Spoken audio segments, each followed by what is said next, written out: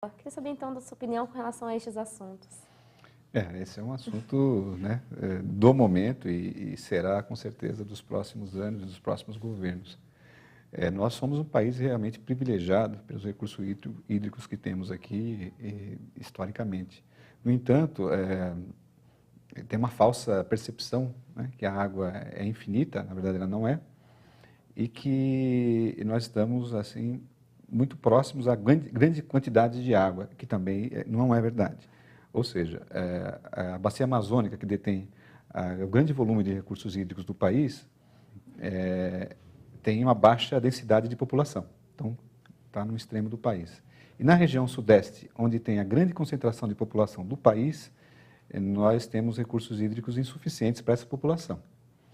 Então, haja visto aí rodízios que enfrentamos volta e meia e problemas com o crescimento da própria população.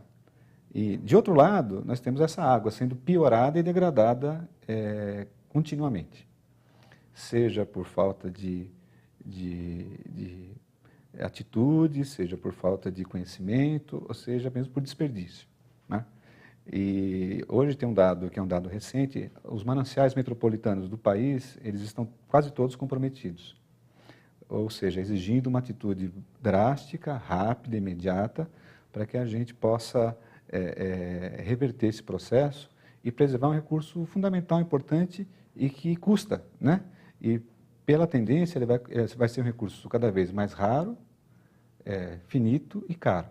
Então, é uma questão também econômica. Tem o viés social, o ambiental, mas também está falando de uma questão super importante, que é a questão econômica. Exatamente, também. porque a água é vendida, né?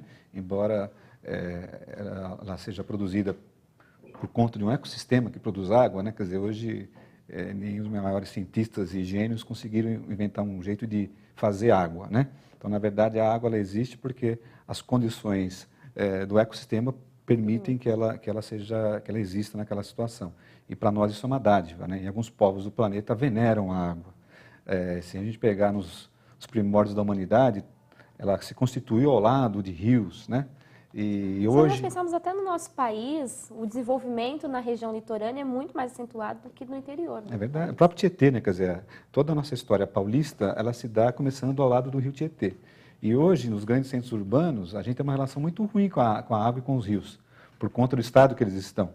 Então, quem mora perto de córrego de rio, volta e meia quer que ele seja fechado ou levanta uma muralha para nem saber que ele existe ali, porque ele é sinônimo de degradação, de mau cheiro, enfim. É uma relação negativa, né? Logicamente, quer dizer, esse quadro pode ser revertido, né? E apesar dos rodízios e desse recurso ser finito, inclusive na nossa região aqui do estado de São Paulo, é um recurso que ele, se bem tratado, as pessoas bem conscientizadas e a gestão desses recursos por conta dos entes da federação, seja a União, os estados que detêm a maior concessão do uso desses rios e os municípios, quer dizer, tendo políticas que justamente preservem, que deem condições às populações terem um benefício na preservação e que desenvolvam programas de educação ambiental em todos os níveis escolares e que destinem áreas para habitação que não sejam comprometidas, não sejam, enfim, arriscadas em relação aos mananciais, eu acho que a gente pode ter um caminho da sociedade revertendo um processo histórico que foi apropriar das áreas mais importantes pela especulação imobiliária e, muitas vezes, expulsar a população dessas áreas para as áreas ribeirinhas da cidade, que hoje são as manchas urbanas dos mananciais. Quer dizer, a gente está num momento que é necessário uma política habitacional, né, uma oferta de moradia para as pessoas, que sejam moradias dignas, enfim, justas, e, do outro lado, preservar, né, um pouco, né, desses mananciais que estão aqui, que são mananciais assim, estratégicos para a região metropolitana. Se a gente enxergar que o sistema Guarapiranga já entrou em crise, em colapso, se não fosse a Billings hoje reverter parte de suas águas para o Guarapiranga, nós estaríamos com uma situação muito ruim do Guarapiranga. O manancial Billings está encravado dentro da região metropolitana, quer dizer, é uma água estratégica, barata para ser tratada, para ser trazida. Então, nós temos que ter um cuidado maravilhoso com ela. Sem dúvida. E se nós pensarmos também, a gente tem outros fatores que estão diretamente ligados à questão dos nossos recursos, por exemplo, se nós pensarmos as questões energéticas no nosso país, a gente sabe que, por mais que seja utilizada, há outros rios para a utilização da energia no Brasil, se a gente não tiver uma gestão responsável e que aconteça de forma eficiente, isso também pode sair prejudicado. Não tenha dúvida. Quando eu brinquei há pouco que os gênios inventaram ainda uma maneira de produzir, inventar e fazer a água, energia, felizmente, nós temos alternativas, né? Então, temos energia eólica, energia solar, energia bem desejável, energia por hidrelétrica, enfim. Agora, a água não, né? Então, quando eu vejo, às vezes, disputas econômicas sobre produção de energia e produção de água, eu vejo que a questão da água é uma questão essencial para a vida humana. Então, ela tem que ser colocada como prioridade, né? Claro. Até para ela atender o seu uso mais importante, que é o abastecimento, né? Quer dizer, atender a necessidade humana. Depois, os outros usos, não é? Então, nosso sistema hoje brasileiro, a maioria da energia é produzida por hidrelétricas. E para você gerar energia, não é necessário obrigatoriamente a água estar limpa. Quer dizer, você tem que girar a turbina para que a turbina gere energia. E por força, muitas vezes, de demanda, necessidade energética, a questão da qualidade dessa água que produz energia, às vezes, fica de lado. A questão da Binnings acho que é um manancial muito interessante, e acho que no mundo poucos exemplos semelhantes de um manancial urbano, usado para abastecimento público e também gera energia e recebe águas das enchentes de São Paulo. Então, quer dizer, é um sistema muito complexo, muito sofisticado, né? E se mal gestado, ele é um sistema custoso demais. Né? E a gente sabe que a questão da gestão dos recursos é de grande responsabilidade do poder público, é importante que os governantes façam trabalhos para que isso aconteça de uma maneira eficiente, mas a gente sabe também que as organizações não governamentais, as próprias pessoas, quando organizadas, podem realizar grandes trabalhos. Um exemplo é o trabalho que o Instituto Aqua realiza. E voltando aqui, então, à questão da Binnings, inclusive, a gente já está chegando ao final do nosso programa, eu gostaria de saber um pouquinho mais sobre os projetos relacionados à Binnings, mais especificamente para a preservação deste manancial tão importante. Perfeito. Eu acho que é um momento, né, nacional que as entidades sempre precisam se organizar de uma maneira bastante transparente, objetiva, se juntarem. Acho que sempre é muito importante se darem as mãos, né? Porque é aquela história que a união, né, faz açúcar, mas faz a força mesmo. E dessa maneira, criar novos paradigmas para o desenvolvimento nosso, né? O Instituto ele teve, nesse período, a percepção de desenvolver projetos junto a comunidades e sem perder o viés de uma relação do contexto do manancial ou da produção hídrica, seja em áreas preservadas ou áreas urbanas. Hoje nós temos projetos ligados à proteção e à qualificação de área urbana, junto à Secretaria de Desenvolvimento Urbano de Santo André, justamente também com a questão social e habitacional.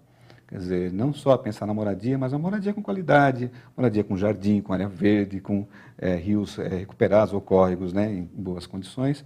Trabalhamos também com a questão da saúde. Nós trabalhamos desde 99 na região do ABC, na questão, ligado à questão da saúde, porque a questão da saúde tem enfim, um cordão umbilical com os recursos hídricos, que R$1 investido em saneamento, você economiza 4 em hospitais, né?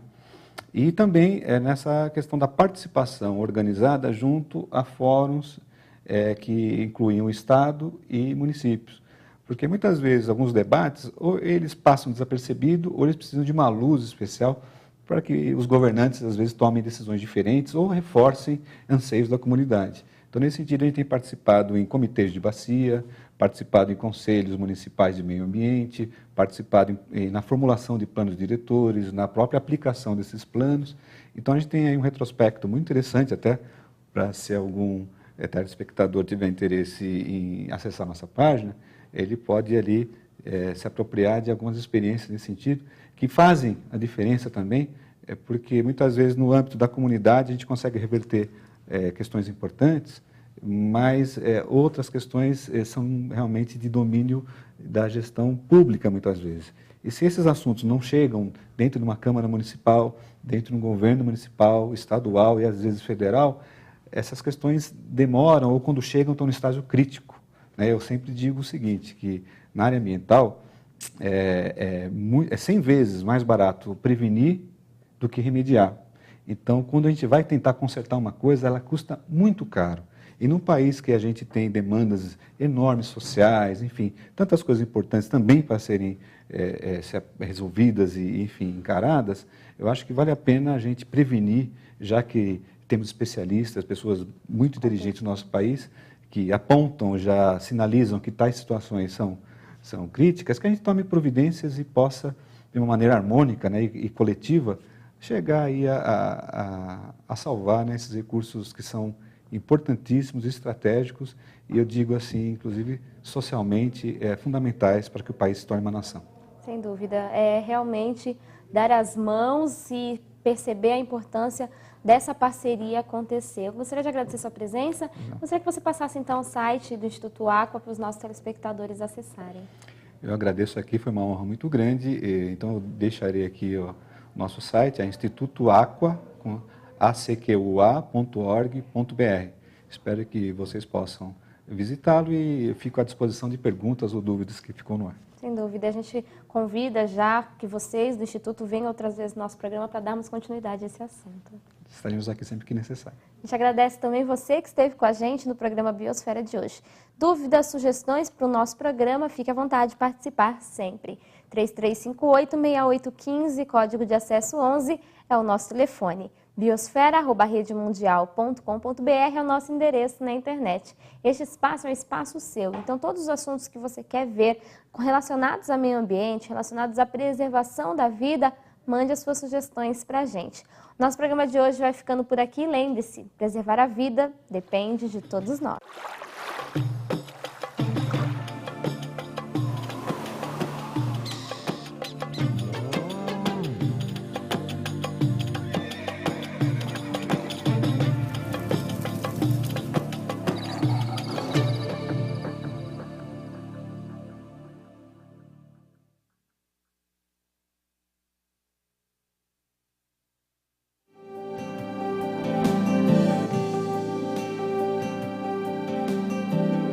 Realização Fundação José de Paiva Neto.